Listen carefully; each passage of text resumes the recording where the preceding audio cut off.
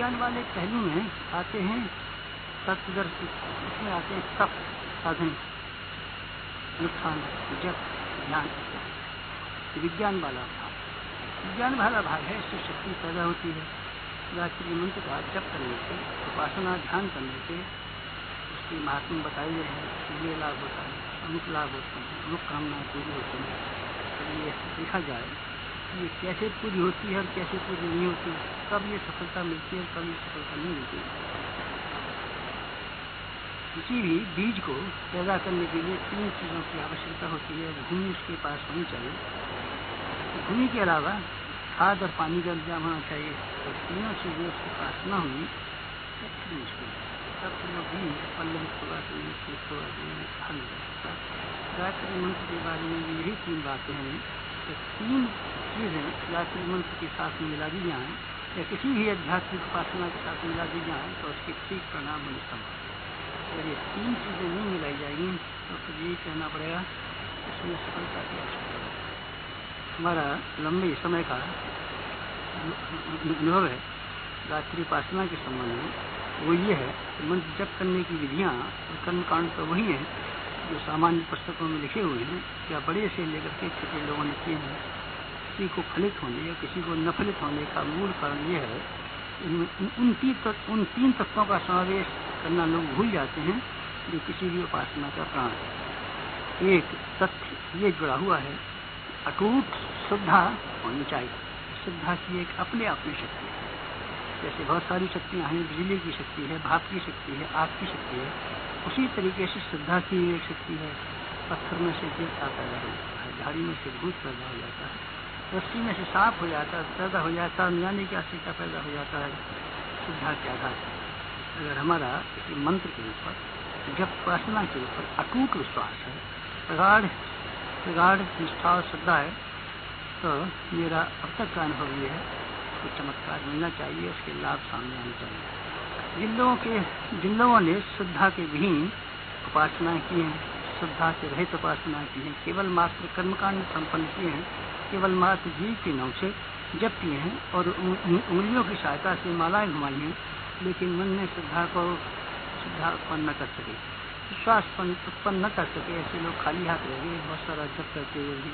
अगर अटूट श्रद्धा और विश्वास के साथ उपासना की जाए तो ये एक पहलू ऐसा है जिसके आधार पर हम आशा कर सकते हैं कि हमारे अच्छे परिणाम निकलने चाहिए, तो उपासना को पूरा लाभ लेना चाहिए। एक दूसरा,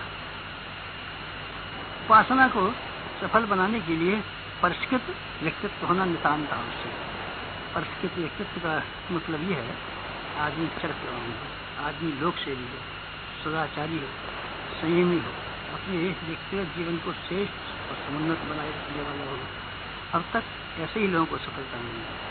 अध्यात्म का लाभ स्वयं पाने और दूसरों को दे सकने में केवल वही साधक सफल हुए हैं जिन्होंने जब उपासना के कर्मकांडों के सिवाय अपने व्यक्तिगत जीवन को शालीन, समुन्नत, श्रेष्ठ और परिष्कृत बनाने का प्रयत्न किया। संयमी व्यक्ति, सदाचारी व्यक्ति जो भी जब करते हैं, उपासना करते हैं, उनकी प्रत्येक उपासना सफल हो जाती है। दुराचारी आदमी, दुष्ट आदमी, पापी और पतित आदमी भगवान की नाम लेकर के भी चाहें तो पार नहीं हो सकते। भगवान का नाम लेकर के, नाम लेने का परिणाम ये होना चाहिए कि आदमी का व्यक्तित्व सही हो और शुद्ध बने। अगर व्यक्ति को शुद्ध और समुन्नत बनाने में राम नाम सफल नहीं हुआ तो जानना चाहिए उपासना विधि में बहुत भारी भूल लग गई और नाम के साथ में काम करने वाली बात को भुला दिया गया। उसके व्यक्तित्व उपासना का दूसरा बड़ा पहलू है गायत्री उपासना के संबंध में अथवा अन्य उपासना के संबंध में। तीसरा, हमारा अब तक का अनुभव ये है कि उच्च स्तरीय जप और उपासना है तब सफल होती है जब आदमी का दृष्टिकोण और महत्वाकांक्षाएं भी ऊंची हो। घटिया उद्देश्य लेकर के, निकृष्ट कामनाएं और वासनाएं लेकर के अगर भगवान की उपासना की जाए और देवताओं का द्वार खटखटाया जाए तो देवता सबसे पहले कर्मकांडों की विधि और विधानों को देखने की अपेक्षा ये मालूम करने की कोशिश करते हैं कि इसकी उपासना का क्या उद्देश्य है, किस काम के लिए करना चाहता है। पर उन्हीं कामों के लिए जिसमें कि आदमी को अपनी मेहनत और परिश्रम के द्वारा कमाई करनी चाहिए और मेहनत के द्वारा लाभ प्राप्त करने चाहिए, उसको सरल और सस्ते तरीके से पूरा कराने के लिए देवताओं का पल्ला खटखटाता है, तो वो उसके व्यक्तित्व के बारे में समझ जाते हैं कि ये कोई घटिया आदमी और घटिया काम के लिए हमारी सहायता चाहता है। देवता भी बहुत व्यस्त हैं, देवता सहायता करना तो चाहते हैं, लेकिन देवता सहायता करने से पहले ही ये तलाश करना चाहते हैं कि हमारा उपयोग कहाँ किया जाएगा, किस काम के लिए किया जाएगा। घटिया काम के लिए इनका उपयोग क्या जाने वाला है, तो वो कदाचित ही कभी किसी के साथ सहायता करने को तैयार होते हों। उच्च उद्देश्यों के लिए देवताओं ने हमेशा सहायता की। मंत्र शक्ति और भगवान की शक्ति भी उन्हीं लोगों के लिए सुरक्षित रही है जिनका दृष्टिकोण ऊंचा रहा है, जिन्होंने किसी अच्छे काम के लिए, ऊंचे काम के लिए भगवान की सेवा और सहायता चाहिए, उनको बराबर सेवा सहायता मिली है। ये तीन बातों को हमने एक प्रयत्न किया कि हम इस गायत्री उपासना में प्राण संचार करें। प्राण संचार अगर होंगे तो प्राणवान चीज हर काम चमत्कारी भी होती आती है और सफल होती चली जाती है। हमने अपने व्यक्तिगत जीवन में जो 24 लाख के 24 महापुरुष किए 24 साल में जप अनुष्ठानों की विधियों को संपन्न किया सही। इसके साथ साथ में जो नियमोपनियम थे वो पालन किए, ये भी सही है, लेकिन हर एक को ध्यान रहना चाहिए कि हमारी उपासना में कर्मकांडों का, विधि विधानों का जितना ज्यादा स्थान है उससे कहीं ज्यादा स्थान इस बात के ऊपर है। हमने उन तीन बातों को जो आध्यात्मिकता के प्राण समझे जाते हैं हमने पूरा करने की कोशिश की है। अटूट श्रद्धा और अडिग विश्वास गायत्री माता के प्रति रख करके और उसकी उपासना के संबंध में अपनी मान्यता और भावना रख करके प्रयत्न किया है, उसका परिणाम पाया है। व्यक्तित्व को भी जहाँ तक संभव हुआ है परिष्कृत करने के लिए कोशिश की है। एक ब्राह्मण को और एक भगवान के भक्त को जैसा जीवन जीना चाहिए अपने हमने भरसक प्रयत्न किया है कि उसमें किसी तरीके से कमी ना ले पावे, उसमें पूरी सावधानी हम बरतते रहें। अपने आप को धोबी की तरीके से धोने में और धुनिया की तरीके से धुलने में हमने आगा पीछा नहीं किया है। ये हमारी उपासना को फलित और चमत्कृत बनाने का बहुत बड़ा कारण रहा है। उद्देश्य ऊंचे हमेशा से रहे। उपासना हम किस काम के लिए करते हैं, हमेशा ये ध्यान बना रहा पीड़ित मानवता को ऊंचा उठाने के लिए, देश धर्म समाज और संस्कृति को समुन्नत बनाने के लिए हम उपासना करते हैं, अनुष्ठान करते हैं, भगवान की प्रार्थना करते हैं। भगवान ने देखा किस नियत से आदमी कर रहा है। भागीरथ की नियत को देख करके भी गंगा जी स्वर्ग से पृथ्वी पर आने के लिए तैयार हो गई थी और शंकर भगवान की सहायता करने के लिए तैयार हो गए थे। हमारे संबंध में भी ऐसे ही हुआ। ऊंचे उद्देश्य को सामने रख करके चले तो देवी शक्तियों का भरपूर सहायता मिली। हमारा अनुरोध ये है, जो कोई भी आदमी ये चाहते हों कि हमको अपनी उपासना को सार्थक बनाना है, इनको इन तीनों बातों के लिए बराबर ध्यान में रखना चाहिए। हम देखते हैं कि अकेला बीज बोना सार्थक नहीं हो सकता, उससे फसल नहीं आ सकती। फसल कमाने के लिए बीज 1, भूमि 2, खाद पानी 3, इन तीनों चीजों की जरूरत है।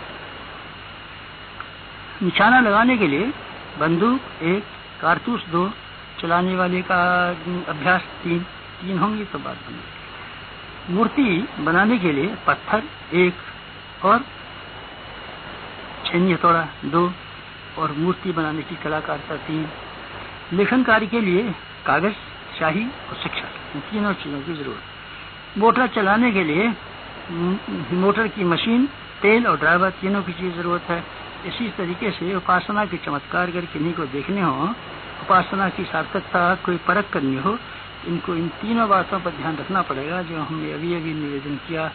उच्च स्तरीय दृष्टिकोण, परिष्कृत व्यक्तित्व और अटूट श्रद्धा विश्वास, इन तीनों को मिला करके जो कोई भी आदमी उपासना करेगा, निश्चय पूर्वक और विश्वास पूर्वक कह सकते हैं आध्यात्मिकता के तत्व ज्ञान का जो कुछ भी महात्म बताया गया है, आदमी स्वयं लाभान्वित होता है, समर्थ बनता है, शक्तिशाली बनता है, शांति पाता है, स्वर्ग जैसी लाभ प्राप्त करता है और दूसरों की सेवा का सहायता करने में समर्थ होता है।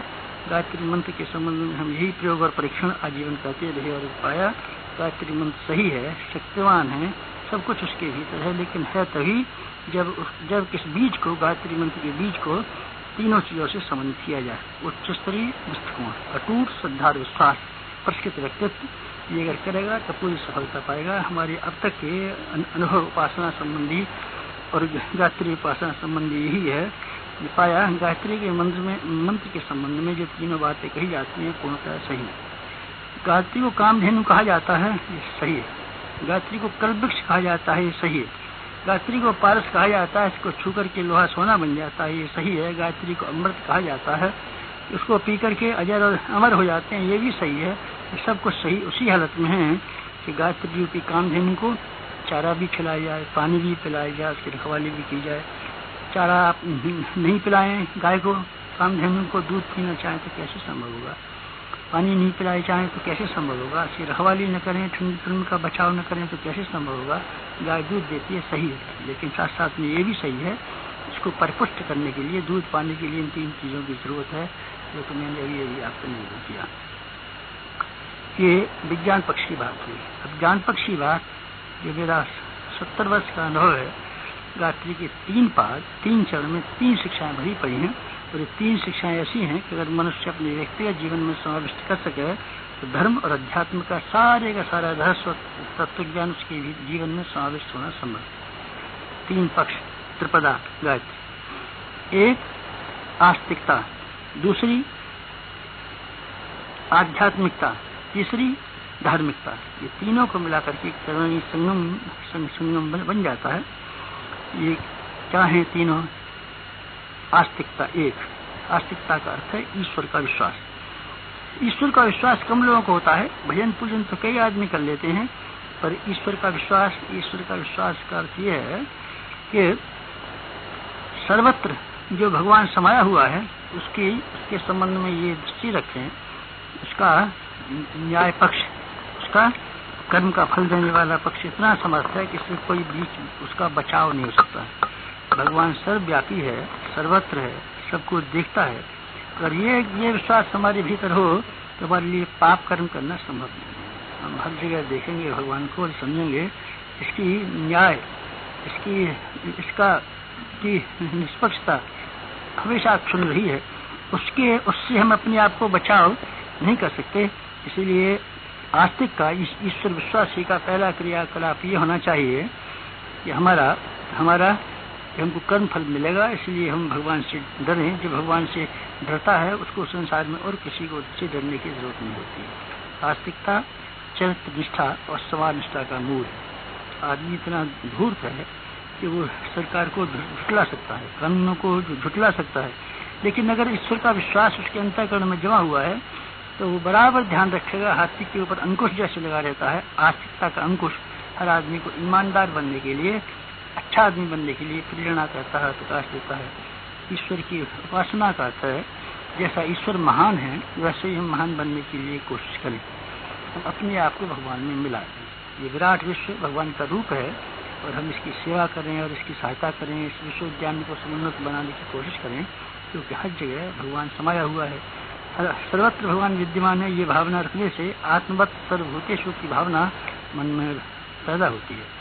गंगा जिस तरीके से अपना समर्पण करने के लिए समुद्र की ओर चल पड़ती है, आस्तिक व्यक्ति, ईश्वर का विश्वासी व्यक्ति अपने आप को भगवान में समर्पित करने के लिए चल पड़ता है। इसका अर्थ ये हुआ कि भगवान की इच्छाएं मुख्य रह जाती हैं, अपने आप को भावते हैं, समर्पण करते हैं। व्यक्तिगत महत्वाकांक्षा, व्यक्तिगत कामनाएं भगवान की भक्ति समाप्त कराती है, और भगवान की भक्ति ये सिखाती है कि ईश्वर के संदेश, ईश्वर की आज्ञाएं, वही हमारे लिए सब कुछ होना चाहिए।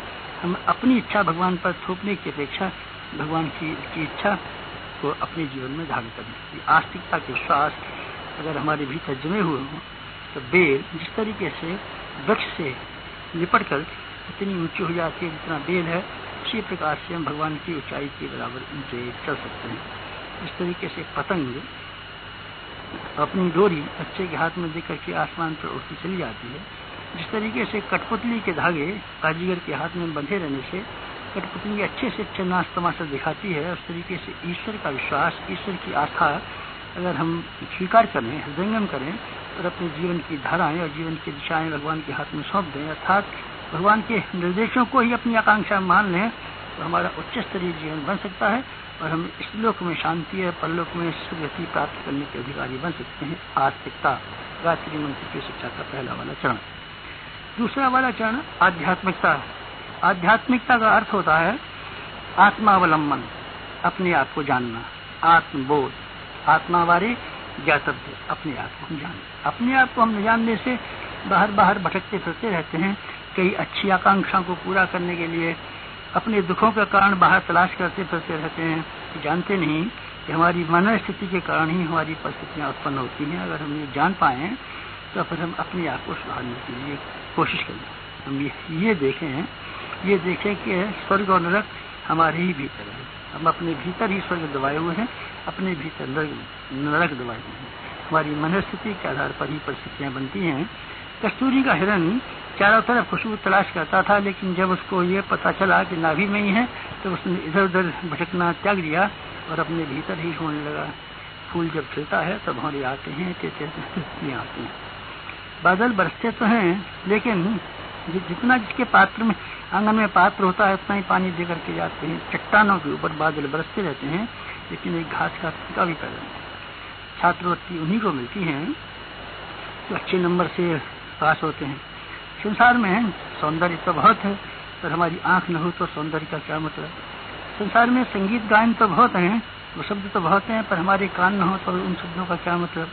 संसार में ज्ञान विज्ञान तो बहुत है, पर हमारा मस्तिष्क न हो तो क्या मतलब।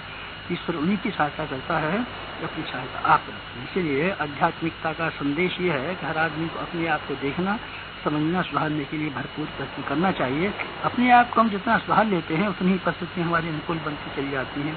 ये सिद्धांत गायत्री मंत्र का दूसरा वाला चरण। तीसरा वाला चरण गायत्री मंत्र का है धार्मिकता।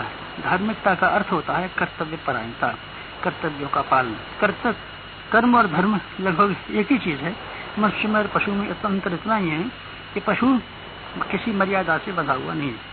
मनुष्य के ऊपर हजारों मर्यादाएं और नैतिक नियम बांधे गए हैं और जिम्मेदारियां लादी गई हैं। उन जिम्मेदारियों को और कर्तव्यों को पूरा करना मनुष्य का कर्तव्य है। शरीर के प्रति हमारा कर्तव्य है कि इसको निरोग रखें। मस्तिष्क के प्रति हमारा कर्तव्य है कि इसमें अवांछनीय विचारों को ना लें। परिवार के प्रति हमारा कर्तव्य है कि उनको सद्गुणी बनाएं। देश, धर्म, समाज और संस्कृति के प्रति हमारा कर्तव्य है कि इन्हें भी समुन्नत बनाने के लिए भरपूर ध्यान रखें। लोभ और मोह के पास से अपने आप को छुड़ा करके अपनी जीवात्मा का उद्धार करना, ये भी हमारा कर्तव्य है। और भगवान ने जिस काम के लिए हमको इस संसार में भेजा है, जिस काम के लिए हमको मनुष्य शरीर दिया है, उस काम को पूरा करना भी हमारा कर्तव्य है। इन सारे के सारे कर्तव्यों को अगर हम ठीक तरीके से पूरा न कर सके तो हम धार्मिक कैसे कहला सकेंगे। धार्मिकता का अर्थ होता है कर्तव्यों का पालन। हमने इस सारे जीवन में गायत्री का ज्ञान पक्ष के बारे में जितना भी विचार किया, शास्त्रों को पढ़ा, सत्संग किए, चिंतन मनन किया, उसका सारांश ये निकाला।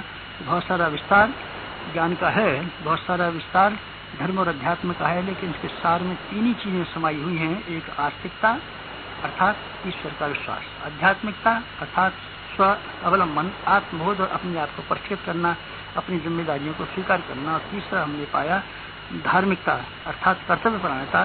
कर्तव्यपरायण व्यक्ति, स्वावलंबी व्यक्ति और ईश्वर परायण व्यक्ति गायत्री मंत्र का उपासक कहा जा सकता है। तो गायत्री मंत्र के ज्ञान पक्ष के द्वारा जो शांति मिलनी चाहिए, सदस्यता मिलनी चाहिए, उसका अधिकारी बन सकता है कोई भी व्यक्ति। हमारे जीवन के यही निष्कर्ष। विज्ञान के पक्ष में 3 धाराएं हैं और ज्ञान के पक्ष में 3 धाराएं। इनको जो कोई प्राप्त कर सकता हो, गायत्री मंत्र की कृपा से निहाल बन सकता है और ऊंचे से ऊंची स्थिति प्राप्त करके इसी लोक में स्वर्ग और मुक्ति का अधिकारी बन सकता है। ऐसा हमारा अनुभव, ऐसा हमारा विचार, ऐसा हमारा विश्वास है।